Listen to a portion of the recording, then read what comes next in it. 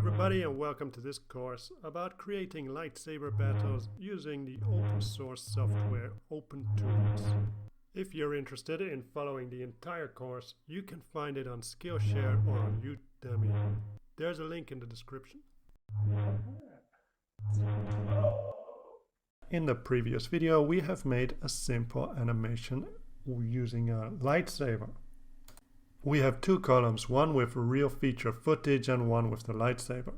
In this video, we are going to use the effect schematic to add a glow to the lightsaber. So let's start by opening the effect schematic. Just click on Window and choose Schematic. We opened up the stage schematic. So click on this square down here to toggle between the stage schematic and the effect schematic. Once we opened up the effect schematic, we can see these little rectangles and we see these little lines between them.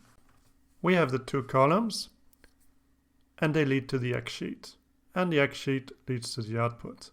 We can delete these lines by clicking on them and pressing delete.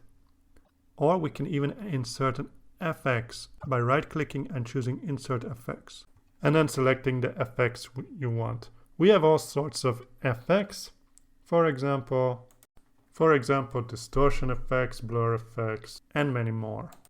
Right now we are going to pick the glow effect, which you can find under the heading Light. As you can see, the glow effect has two inputs and one output. The inputs are called light and source. To see the effect, let's scroll down to where we can see the lightsaber. And then click on this eye to get a preview of the effect. We can show or hide individual effects by clicking on this eye over here. Now let's add the second input too. In this way we have column 2 as the both inputs for the glow effect. It's quite fun and interesting to play around with these special effects. We can also use these buttons down here to change how zoomed in the view is. These effects also have some parameters which we can modify by double-clicking on the rectangle. In the case of glow, we have parameters called blur, brightness, color, and fade. Unfortunately, there's not a lot of information out there on all the effects and their parameters, so it's best to experiment around with it to see what they do. We can also animate these parameters by setting keyframes by clicking on these diamond shapes. In this case, I set 2 keyframes for the blur.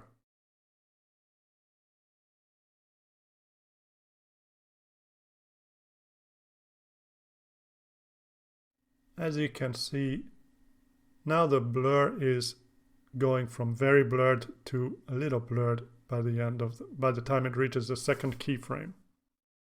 Unfortunately, these effect keyframes don't show up in the timeline. So if you want to get an overview of the keyframes, it's best to open the function editor, and here at the bottom you will see an overview of how the parameters of all your effects are tweened.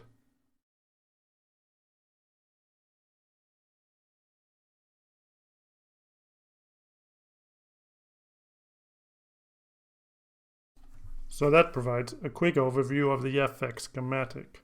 We have had a look at the glow special effect, but as you can see there's a lot more special effects, so it's quite fun to play around with them and experiment with them. That's all for this video. In the next video we're gonna take a short break from Opentoonz and we're gonna work a little bit on a photo editing software, free and open source, called GIMP. We are gonna use GIMP to cut off my arm. So see you in the next video. Bye for now. So I hope you liked this video. If you did, why not support this channel by liking and subscribing. You can also check out my website for more free stuff. So long for now. See you in the next video. Bye bye.